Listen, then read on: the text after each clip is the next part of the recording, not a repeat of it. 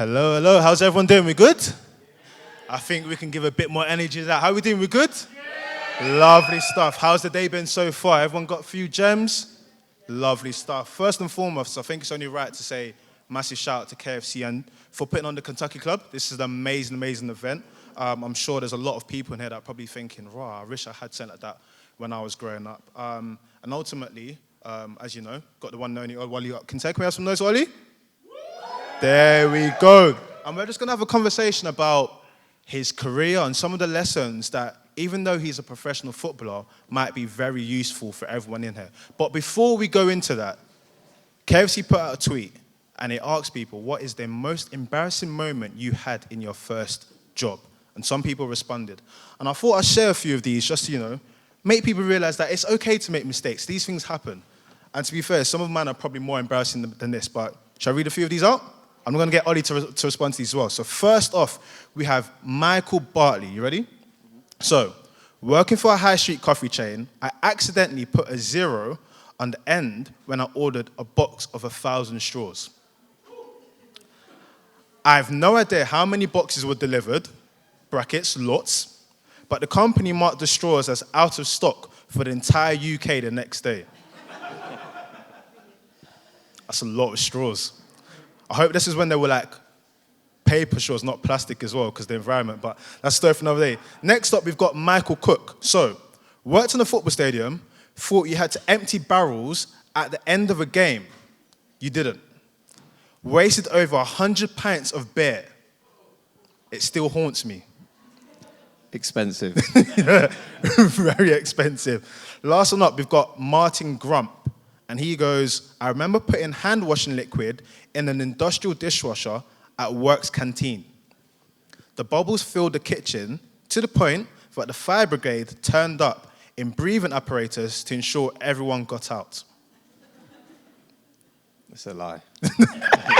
I think this is true. This is like something you might see like in Cartoon Network or something when someone does like a complete madness. But the reason I want to share those is because ultimately people make mistakes. It's part of everyone's career. No matter whether you're a professional footballer, no matter where you're starting out, it's part of the journey. Don't allow your mistakes to stop you from being who you are and moving forward. But as I mentioned, we've got the one and only Ollie Watkins, and fans of football in here, show of hands. Villa fans, keep your hands up. There we go. We've got a few in there, of course. Villa fans and fans in general probably know that right now, you are having a fantastic moment. How are you feeling? I'm feeling good, yeah. Yeah, that's pretty much sums it up. I'm feeling good. I'm in a good moment. So are the team. So long may it continue. No, 100%. I'm sure it will. Because one thing that I know of you through your journey and what we'll speak to is that not only you're very humble, you work very hard. But when you think about this moment you're in, right, ultimately, this is your profession. It's a job. You're a place where ultimately, club level, you're performing, England international call-ups. Is this everything you dreamed of when you started out playing the game? Definitely not. Like, I didn't think I would achieve these dreams, to be honest. I didn't picture myself playing for England. I'd set myself goals, but I didn't actually think I'd really believe it. Not that I didn't have belief in myself, but in football there's a lot of players. It's very hard to make it. So I didn't actually think I'd achieve what I've achieved. So I'm kind of living my dream at the moment. Well, fair play for sticking with it. And I think ultimately what's really important is every journey has a beginning. We're talking about a professional footballer here, but I want to take it back. I want to take it all the way back. Before we get to England call-ups, playing in the Premier League, how did you fall in love with football?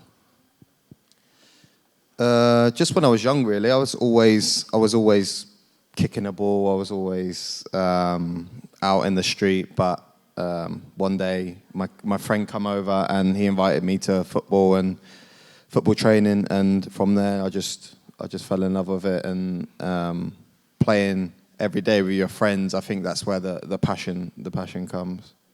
And in those early years, even though you were just playing and it was fun, as you've mentioned, did you ever think, especially at that early stage, this is a profession I want to go into?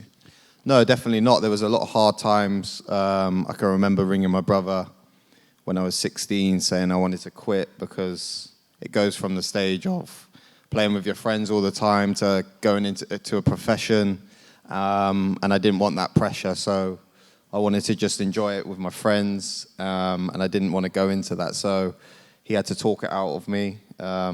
He was kind of like a role model for me, and he believed in me and told me to stick at it. So if it wasn't for him, I probably would have quit, to be honest. I think that's an important theme today as well, having, you know, people around you that not only have your best interests, but can tell when you need a bit of, you know, encouragement and just putting their arm around you. So, you know, if not for that moment, we don't know where you would have been. So it's amazing to have that. But there's a specific moment in your career I want to speak about. Hands up, who's had to deal with academic stress before? Something you all go through, right? Footballers have to do that, but something that's really difficult for footballers is the academic system, the going through an academy. And ultimately, very similar to many people trying to get their foot into employment, you're going up against people that want the same spot. When you're going through the academy system, like, how difficult was it to navigate those tough moments where ultimately there's only a few spots, but everyone is good, everyone's at a level, and everyone's trying to push through? Yeah, it's really hard. Like, I can remember my best friend now, he was miles better than me. He made his debut when he was 16, and I was always kind of in his shadow. And it wasn't the best feeling, but I knew if I kept working hard and, you know, just kept at it, the good times would come. But it's kind of, you don't see the light at the end of the tunnel yet. So you just got to keep going and kind of keep plugging away. And I think that's a key important thing, right? Sometimes the light seems so far away, but you have to believe in what you're doing. And a key part to what you alluded to before is encouragement. You mentioned your brother. Was there anyone else that kind of was in your corner trying to encourage you, making sure that you could continue pursuing this journey that you started? I think my mum, my family, I think that's a key thing, to have good people around you and to keep you balanced, keep you level-headed. You know, there's times now where I still get sad or down if I've not had a great game, but you have to have good people around you to keep you on that path and keep you focused. So probably my family. Oh, that's beautiful. I've got a question for everyone, actually. Who in here has had a moment where they've worked for something or they've really wanted something and finally that moment's been achieved? A few hands? Great. It's one of those amazing feelings. You can't describe it, right? Everything you wanted in that moment comes to life. You've had this in a few occasions, right? What I would love to hear from you is, what was it like making that first professional debut, that first Premier League debut, and that first England cap as well? Like, what and how do those moments differ?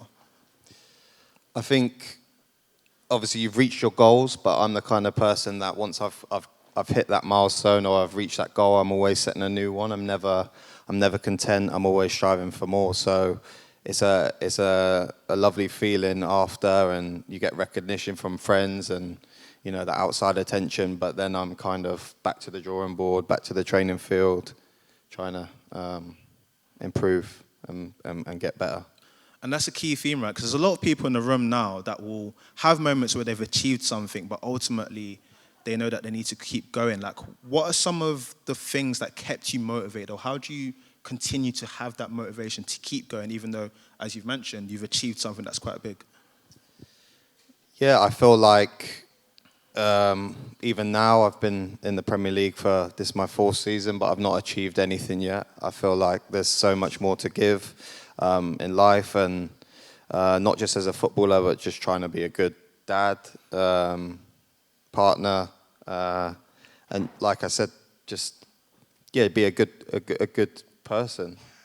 I love the fact that you mentioned, you know, things away from football there, because ultimately a lot of the stuff we're speaking about, even though it's football related, has this real affinity to life in general.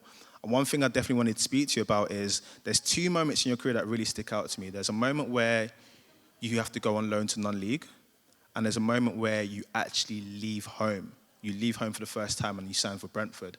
Both massive moments in your story to where you are today. But how did you navigate both of those moments? Of course, non-league came at a moment where you got into the team and they needed to get more experience. And moving away from home is something that a lot of people here probably have dealt with or will deal with if they want to go to university or move away. So how did you navigate those moments, and what can they learn from that? Yeah, I think, like you said, they were massive. When I went on loan to non-league, I was at first I was playing academy football, and I didn't realise that if you won or lost a game, it was fine. When you went to non-league, people have got mortgages, bills to pay. If you lose a game, there's stuff riding on it. So it was very important. And then secondly, touching on when I left home, that was a kind of a shock for me. I'd been living at home with my mum. I got bought one day by a team. It's literally as simple as that. And I got bought on the Tuesday. On the Wednesday, I'd moved up to London, and that was me then. I was in my own apartment. You've got the council tax to pay. You don't think about these things as a young. You don't want those brown envelopes coming through the post, I'll tell you that. So you had to think about those sort of things. So it was definitely an eye opener, but it made me grow up quickly. I've got to ask you a question on that. When you moved away from home, a lot of people, anyone looking to go to university here or going to further education? Amazing, great. You see where I'm going there. That first, when you moved away from home, right? Did you used to cook when you was at home and everything? Yeah, I did. Okay, so when you got home, you was able, no takeaways, you was able to sort of find your feet? No, I'm not going to lie. I was cooking.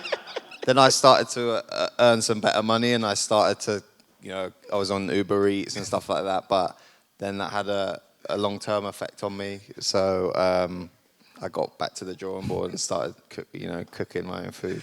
I say that to say it's a natural progression with anything. Like if you're moving away, it's one of those difficulties where it's new, it's a challenge, and you have to kind of find, okay, what works for me and how can I find myself in a place that I'm doing something that helps me totally. So again, people may be looking as professional footballer, but again, professional footballers have to move. They have to take their families away. They have to be in situations where, okay, how do I adapt?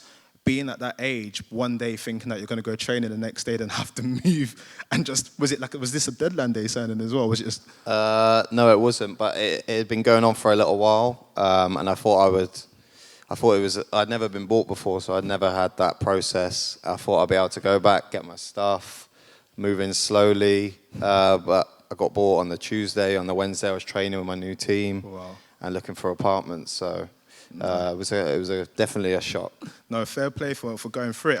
One thing that stands out is everything we're speaking about is no matter what stage of your career there's been, you've always been open to learning, adapting, whether that's going to a new level, learn, adapting, whether that's going to non-league and realizing this isn't academy football anymore. What is your approach to learning, and what can some of the young people learn from your approach? I think no matter what age you're at or whatever stage you are in your life, you can always learn something. Having conversations with people, you can always learn something. Maybe off your grandparents, he could learn something off you. So yeah, I think just to have your just to be open really, and just kind of get yourself out there, speak to other people, and yeah, you can definitely learn some new things. You're going to learn that I like asking questions. Another audience question for everyone. Who here has had someone that's been really influential and given them an opportunity to better themselves or do more for themselves? It's a lot of pressure, right, when someone puts their trust in you and says, listen, like, you can do this. I want to ask you about that England call-up, because ultimately Gareth Southgate is someone that saw your potential and said, listen, I want to give you an opportunity.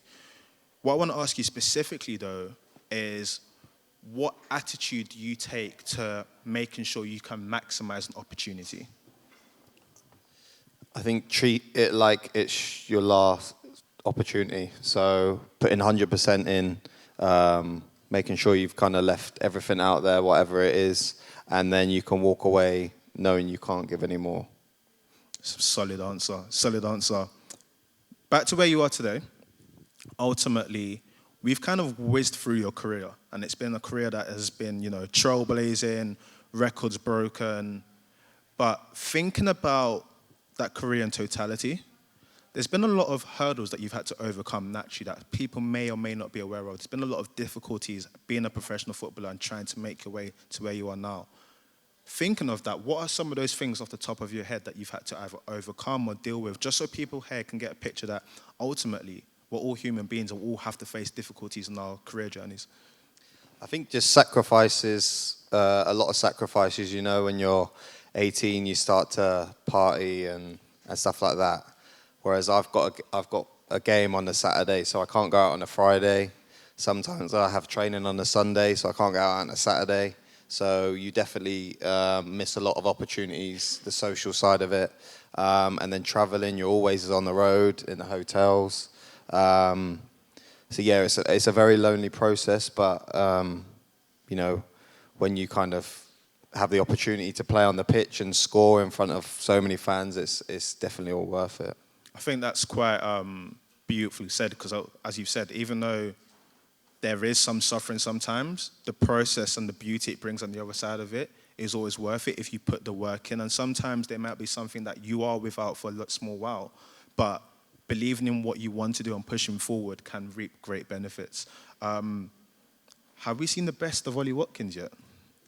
I don't think so. I think as a footballer, I'm still, I'm still getting better. I'm still learning and still improving. I've still got a lot more to give. And then as a person, not yet. I don't do a lot of stuff like this, so I'd like to. I'm kind of out of my comfort zone, so I'd like to try and do that, be in places where you don't feel comfortable and,